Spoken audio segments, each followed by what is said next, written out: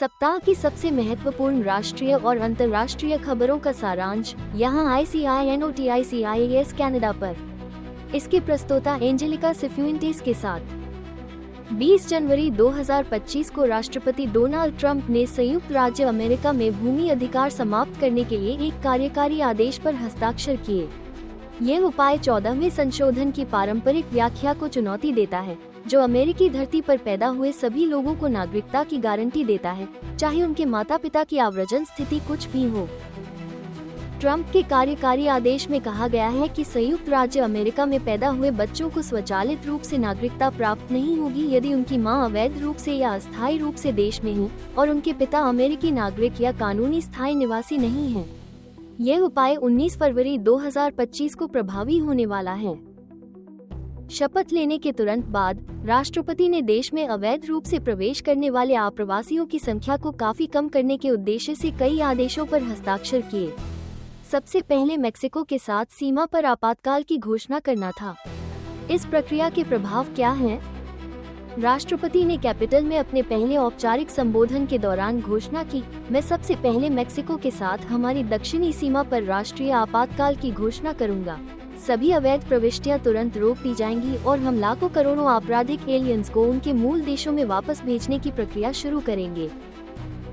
Trump के 6 सबसे विवादास्पद कार्यकारी आदेश। जन्म अधिकारों पर प्रतिबंध, दक्षिणी सीमा पर आपातकाल और अन्य आव्रजन उपाय, कैपिटल पर हमले के लिए मुकदमा चलाने वालों के लिए लाभ, लिंग विविधता के विरुद्ध उपाय, पेरिस जलवायु समझौते और विश्व स्वास्थ्य संगठन से अलग होना।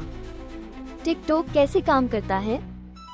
संयुक्त राज्य अमेरिका और कनाडा के बीच टैरिफ लड़ाई चल रही है। ये 9 उत्पाद 2025 तक और महंगे हो सकते हैं। नाश्ते का अनाज, सौंदर्य उत्पाद, शराब, कारें, ताजे फल और सब्जियां, समुद्री भोजन, कपड़े कपड़े कपड़े और जूते, अमेज़न प्राइम वीडियो और नेटफ्लिक्स, फूल और चॉकलेट। ट्रंप ने ओवल ऑफिस में संवाददाताओं से कहा कि वो उत्तरी अमेरिका में संयुक्त राज्य अमेरिका के पड़ोसियों से आयात पर 25% टैरिफ लगाने पर विचार कर रहे हैं। इसका मतलब है कि कार्यालय में अपने पहले दिन लगाए गए टैरिफ से लगभग 1 सप्ताह की राहत।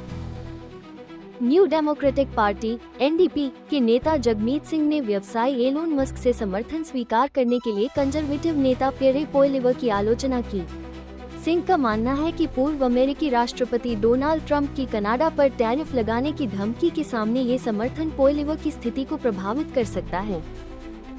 एक फेसबुक पोस्ट में सिंह ने कहा कि एलोन मस्क और अन्य अरबपति पोइलिवर का समर्थन कर रहे हैं क्योंकि अगर वो जीतते हैं तो उनकी नीतियों से उन्हें वित्तीय लाभ हो सकता है।